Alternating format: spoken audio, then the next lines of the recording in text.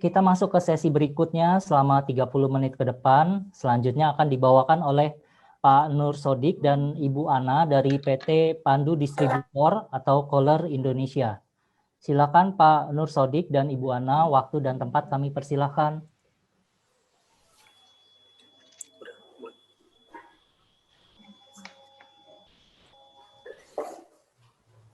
Pak Nur Sodik, Bu Ana, silakan Pak. Ya, halo selamat siang, salam sejahtera ya kepada kita semua. Selamat siang Bapak Ibu yang saya hormati. Apa kabar pada siang hari ini? Semoga saya harap baik-baik saja ya Bapak Ibu semua. Sebelumnya saya ucapkan terima kasih buat Bapak Ibu yang sudah hadir pada webinar RHPSC kali ini. Kita pada siang hari ini mau menyampaikan materi dengan tema The Safe Investment During Pandemic Era yang dipersembahkan oleh Kohler Indonesia. Nah, di sini saya Ana bersama rekan saya dan saya Sodik sebagai konsultan AS Mesin akan membawakan materi pada siang hari ini. Namun sebelum itu kita akan menyapa dulu Vice Director kami dengan Ibu Adelia Yuan. Halo Ibu Adelia Yuan. Selamat siang. Halo Mbak Ana dan Mas Odi. Iya. Oke, baik. Sebelumnya perkenalkan, saya Adelia Yohan sebagai Vice Director dari Pandu Distributor yang memiliki license resmi sebagai Kohler Indonesia. Vice Director kami dengan Ibu Adelia Yuan. Kita akan tunggu sebentar.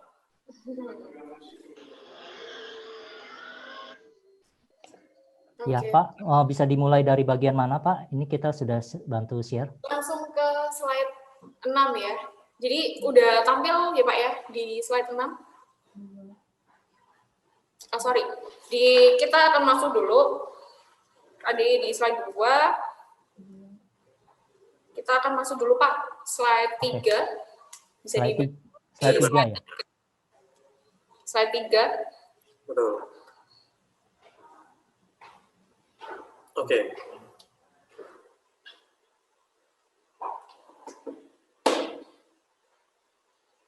Ya, sudah. Oke, di slide 3 kayaknya belum nampak. Udah nampak. Nah, tentang ini kita akan membagikan lagi, kita akan share tentang langsung aja ke investment ya. Investment ini saya ulang sekali lagi, itu mengenai yang pertama modal untuk poinnya, yang kedua adalah masa dari bisnis itu sendiri. Nah, tentang environment itu kita akan membahas tentang amonia dan juga freon.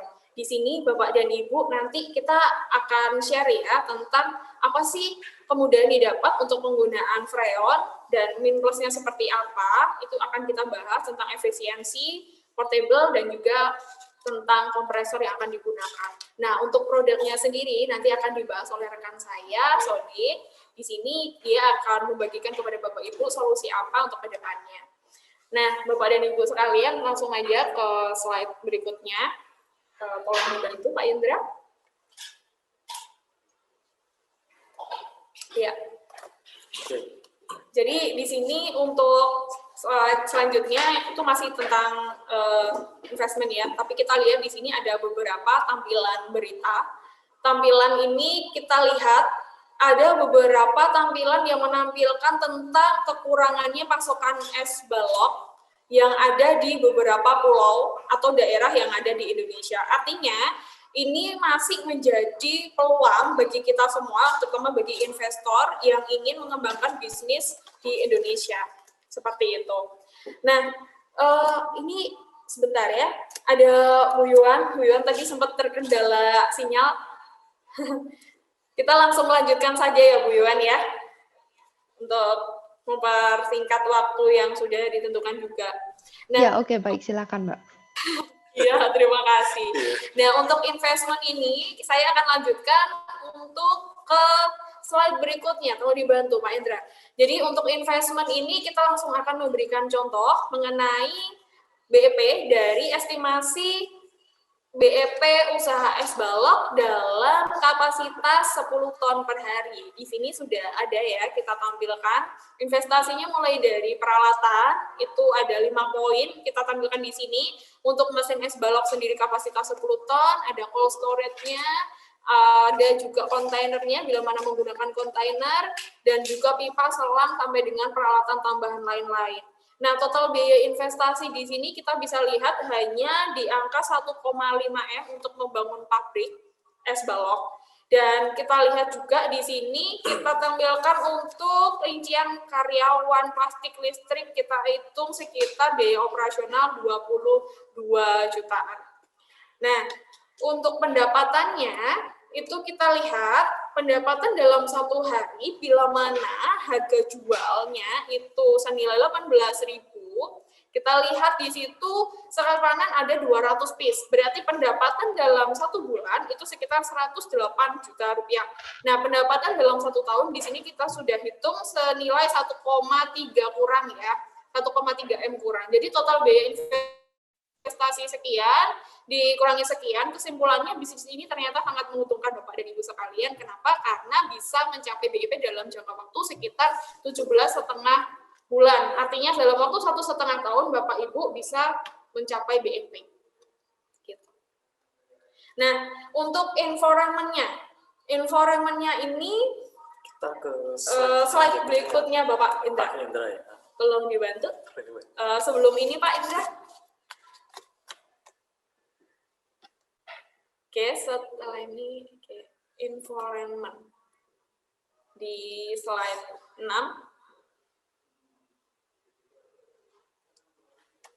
Ya, mohon maaf ada kesalahan teknis. Setelah ini, Pak. Oke, slide selanjutnya. Yes, ini. Jadi untuk environment sendiri, ini masih tentang mesin es balok. Kita di sini tahu ya, ada 2 sistem pendinginan. Yang pertama menggunakan amonia dan tentang freon. Bapak dan Ibu sekalian, di sini saya ingin share aja tentang pendinginan. Sebenarnya pendinginan kita tahu memang ada 2, ada amonia dan juga freon. Nah, perbedaannya apa sih sebenarnya? Ini sebenarnya ada min dan juga plusnya ya, ada positifnya, ada negatifnya. Kalau untuk pendinginan dengan amonia, itu memang pendinginannya lebih bagus. Tuh. Namun, perlu diketahui, gas di sini sangat beracun bila mana ada kebocoran, mudah bocor ya. Jadi kalau tidak di-maintain dengan baik, akibatnya akan terjadi kebocoran dan itu bisa mengakibatkan meledak seperti itu. Nah, kalau untuk freon karena sudah friendly menggunakan R404A itu tidak ada resiko apapun seperti itu. Nah, untuk kompresornya Bapak dan Ibu tahu ya, kalau kompresor tipe amonia itu memang open type piston dan offset motornya itu terpisah. Sedangkan tingkat kebisingannya itu bisa mencapai sekitar 85 dBA. Sedangkan menggunakan freon itu sudah integrate design dengan mesin seperti gambar yang kita lihat di bawah ini. Jadi kalau untuk sistemnya kompresor ini sudah jadi satu, Bapak Ibu juga bisa tahu sendiri ya, sedikit lebih mahal memang kalau untuk freon, tapi di sini kita akan langsung aja ya untuk berikutnya tentang sistem pendinginan. Sistem pendinginannya Bapak dan Ibu itu kalau untuk amonia memang lebih kompleks. Kenapa saya katakan lebih kompleks? Dia banyak aturan seperti kita tahu untuk kompresor dan sebagainya dan juga sudah terpisah. Terus untuk biaya perawatannya pasti lebih mahal. Dan ini perlu dilakukan pengecekan berkala seperti yang saya katakan tadi. Kenapa seperti itu? Karena kita tahu output motornya itu kan sudah mengakibatkan getaran dan bisa terjadi yang namanya kebocoran sewaktu-waktu. Nah, itu perlu dijaga, butuh tenaga manusia lagi. Sedangkan sistem pendinginan menggunakan freon itu lebih simpel, seperti gambar yang kita lihat di bawah ini. Ini adalah 2 perbandingan gambar yang atas ini menggunakan sistem benteng atau amonia, yang kedua atau gambar yang di bawah itu menggunakan freon. Ini udah jadi satu, simpel sekali karena juga sudah portable, untuk biaya perawatan lebih murah. Bila mana ada kebocoran di freonnya, Bapak Ibu tinggal cek di pendinginannya saja. Nah, kalau untuk pengoperasian, seperti yang kita tahu, ini kita lihat gambarnya, semua dilakukan satu persatu karena masih menggunakan manual untuk yang amonia. Sedangkan menggunakan freon, itu sudah semuanya modern ya sistemnya. Semuanya dilakukan secara modern, sudah dilengkapi dengan touchscreen, ada remote control juga, jadi tinggal di setting sesuai dengan kebutuhannya. Nah, ini sangat efisien, efektif juga, karena tidak membutuhkan banyak tenaga, artinya ini sudah menghemat biaya atau low cost, dan proses produksinya juga lebih cepat, Bapak dan Ibu sekalian. Kita tahu Freon itu bisa memproduksi es dalam waktu 3 jam saja. Nah, sedangkan amonia itu bisa membutuhkan waktu sampai dengan kisaran 12 sampai 24 jam. Ini tergantung size ice-nya ya Bapak dan Ibu sekalian untuk yang Freon. Nah, untuk tempat instalasinya sendiri, kita tahu kalau untuk tempat instalasi Freon itu simpel, karena seperti yang tadi saya katakan, dia sudah integrated design, artinya tidak membutuhkan banyak space untuk instalasi, dan mesin ini bisa diinstal dalam waktu 2-3 hari saja oleh teknisi ahli kami. Sedangkan kalau Bapak dan Ibu menggunakan sistem amonia, itu Bapak Ibu harus menyiapkan tenaga ahli, Bapak Ibu perlu menyiapkan space atau tempat yang lebih luas, dan di sini kita tahu juga harus ada namanya penanganan khusus bila mana terjadi kebocoran, dan itu harus cepat, nggak bisa ditunda. Kayak gitu, karena resiko. Nah, baik ya, itu tadi beberapa penjelasan terkait mengenai investment dan juga environment. Selanjutnya mengenai produk atau solusi apa yang akan diberikan kepada Bapak Ibu sekalian mengenai hal ini, kebingungan apa, investasinya seperti apa, nanti lebih lanjut akan saya serahkan kepada rekan saya, Odi, silakan. Baik, terima kasih ya Ana. Tadi sudah dijelaskan gimana sih untuk peluang bisnisnya seperti apa, terus sistem pendinginnya bagaimana. Nah, kali ini saya akan menjelaskan dari segi mesin es baloknya. Nah, ini mesin es balok itu ada beberapa fitur ya Bapak Ibu sekalian. Yang pertama itu ada daya atau listrik. Nah, listrik ini sendiri juga harus diperhatikan karena memang mesinnya didesain untuk 24 jam. Jadi kebutuhan listrik itu juga harus diketahui juga. Kemudian dari segi higienitas.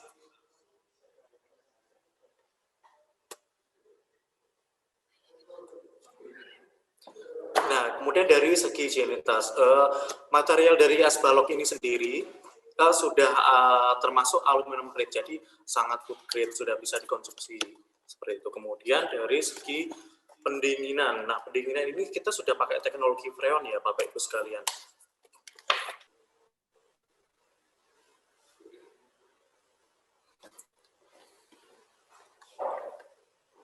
Oke, langsung ke slide 7. Langsung kita ke slide 7 ya. Slide 7. Oke, nah kita akan kembali ke produk mesin kami ya. Pertama itu ada mesin es balok ya Bapak Ibu sekalian. Ini ada beberapa fitur. Yang pertama itu dari segi daya. Nah, daya ini bisa dibilang kami sudah hemat. Soalnya kami sudah pakai sistem otomatis. Kemudian dari segi higienitas, material dari mesin kami ini sudah termasuk aluminium grade, jadi sudah istilahnya bisa dibilang food grade. Kemudian dari segi lahan, kalau untuk lahan mesin kami memang tidak perlu lahannya luas ya Bapak Ibu sekalian, karena dan pastinya mesin ini itu sangat mudah untuk dipindah tempat. Kemudian dari segi pendinginan ini kita sudah pakai sistem Freon, jadi sudah sangat ramah lingkungan dan sesuai standar dari pemerintah. Kemudian dari segi pengoperasian ini sendiri juga sangat mudah karena sudah pakai sistem PLC, jadi Bapak Ibu tinggal setting aja kapan panennya, kapan kita beberapa jam kemudian kita panen, itu bisa disetting. Kemudian dari segi pemeliharaan atau maintenance, nah ini juga jadi perhatian Bapak Ibu juga, karena untuk maintenance dan dari mesin kami ini sudah sangat mudah dan pastinya tidak perlu istilahnya harus menunggu 2 bulan, 3 bulan itu nggak perlu. Jadi memang 1 tahun, 2 tahun pun sangat istilahnya mesin kami itu sangat bandel ya Bapak Ibu sekalian. Kemudian kita akan ke next slide ya. Ya, bisa dibantu Bisa dibantu Pak Indra. Slide selanjutnya.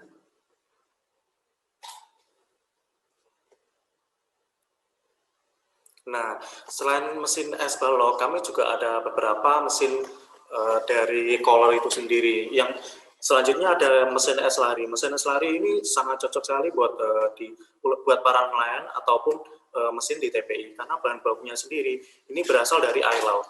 Dan bentuk es ini sendiri seperti es bubur. Jadi kalau misalnya buat perikanan itu sangat cocok, karena esnya itu bisa masuk ke dalam ikan itu sendiri. Kemudian ada es flake. Nah, es flake ini bentuknya adalah serpihan. Ini biasanya kalau kita lihat di supermarket ataupun rumah potong ayam, ini biasanya pakai es flake. Kemudian yang selanjutnya ada courtroom. Nah, ini courtroom ini Bapak Ibu sekalian bisa setting gimana untuk kapasitasnya berapa, karena untuk courtroom kami ini sangat fleksibel. Kita mulai kapasitas itu dari ukuran 2x2. Kemudian selanjutnya ya Pak, kita ke next selanjutnya. Nah, ini ada mesin es kristal. Yang pertama itu ada mesin es tub. Itu biasanya bentuknya silinder, ada lubang tengahnya, biasanya sangat familiar sekali ya di Indonesia. Terus ada mesin es cube. Ini untuk bentuk esnya sendiri itu berbentuk kotak kubus. Jadi biasanya kita jumpai itu di bar atau kafe. Kemudian kita ke next selanjutnya ya Pak. Nah, ini beberapa brand kompresor yang dipakai Kohler. Yang pertama itu ada Bitzer. Bitzer biasanya udah orang Indonesia ini sudah sangat kenal sekali ya sama Bitzer ini. Kemudian ada Capellan ini dari Amerika dan Revcom dari Italia. Gitu. Kemudian kita ke next selanjutnya. Nah, ini company profile dari kami. Kami merupakan distributor resmi ya, Bapak Ibu sekalian, dari Kohler.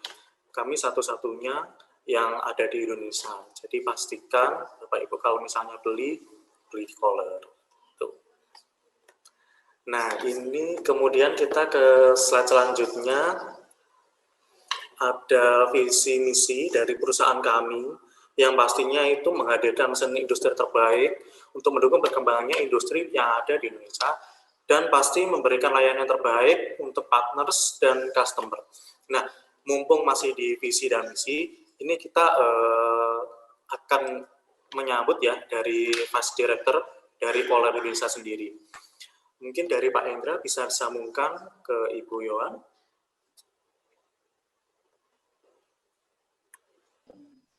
Oke, terima kasih untuk waktunya.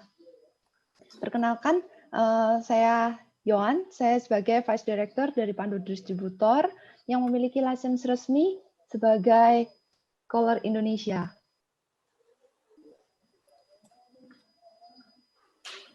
Seperti kita ketahui ya, banyaknya kebutuhan es di negara Indonesia ini, negara tropis dan negara maritim, ini tentunya kita memiliki potensi yang sangat luar biasa.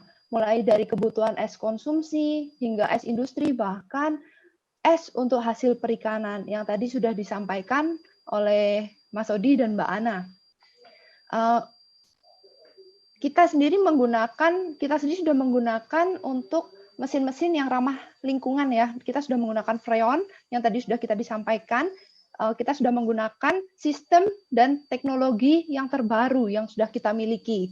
Jadi seperti kita ketahui sekarang ini kita banyak sekali konsen dengan ramah lingkungan. Tentunya kita sudah nggak boleh lagi menggunakan amoniak atau sebagainya ya, karena itu sangat aman dan tidak dianjurkan oleh pemerintah kita gitu. Kami juga memahami banyaknya para investor yang ingin terjun dalam bidang ini, tapi tidak memiliki rasa buat aman dan kepastian untuk dapat pembelian mesin secara langsung ke Cina. Nah, di sini kami hadir sebagai Kohler Indonesia yang dapat memberikan jaminan, garansi, pelayanan, dan kemudahan untuk Bapak Ibu sekalian. Dan berikut mungkin tim saya akan menjelaskan untuk lebih lanjut bagaimana memilih mesin es yang berkualitas ini. Oke, waktu dan tempatnya saya persilahkan untuk Mas Odi dan Mbak Ana. Oke, terima kasih ya Bu Yohan atas waktunya sudah menyampaikan visi dari misi kami.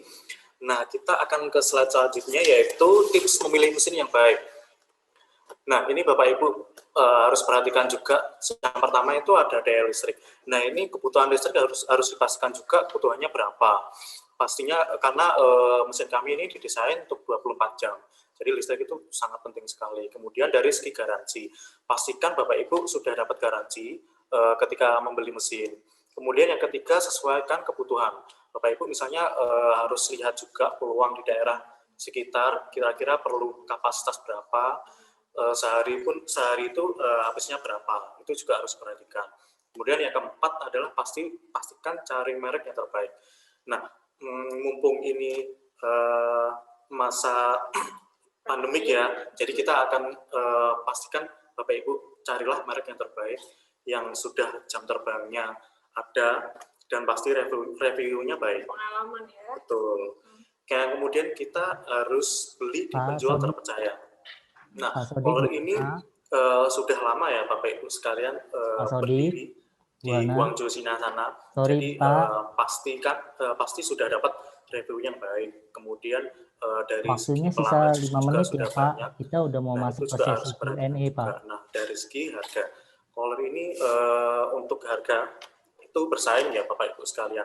Karena kita juga pastikan customer yang beli di kami itu dapat fasilitas seperti garansi, instalasi, kemudian pastinya mesin kami itu awet dan bandel ya Bapak Ibu sekalian.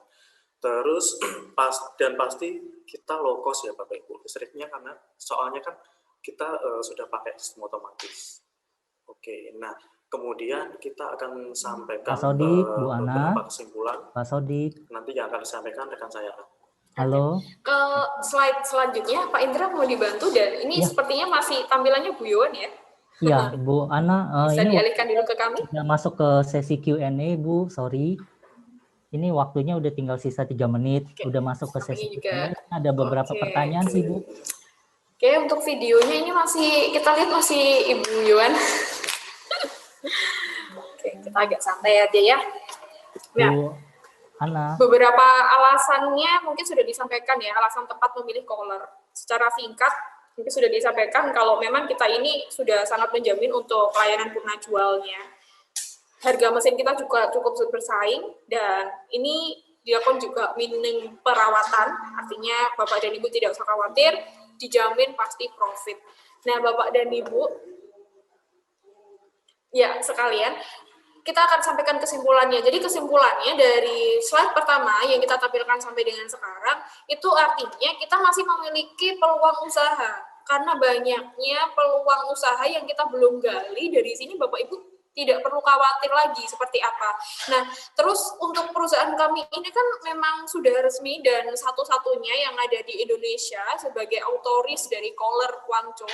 Jadi Bapak Ibu juga tidak perlu khawatir lagi karena kita sudah teruji dan juga terjamin untuk layanan purna jualnya.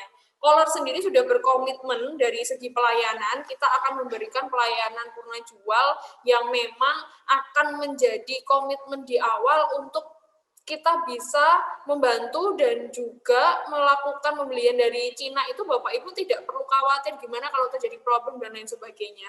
Nah, untuk Color ini merupakan jawaban dari semua masalah atau sebagai solusi yang kita tahu dari awal penjelasan sampai akhir seperti apa merek kalau sendiri kita melakukan pembelian di Cina, terus bagaimana di Indonesia Bapak Ibu sudah tahu Color Indonesia adalah solusinya. Dari sini saya, Ana, dan rekan saya, Sodik, kita mau menyampaikan saja, pastikan dari Bapak Ibu sini, jadi di sini kita pengen Bapak Ibu merencanakan, memastikan, dan merealisasikan di tahun 2021 untuk bisa berinvestasi dengan baik, aman, dan juga terjamin. Sekian dari kami, kita kembalikan lagi ke Pak Indra untuk sesi tanya-jawab. Ya, terima kasih Pak Sodik dan Bu Ana atas pemaparannya yang menarik.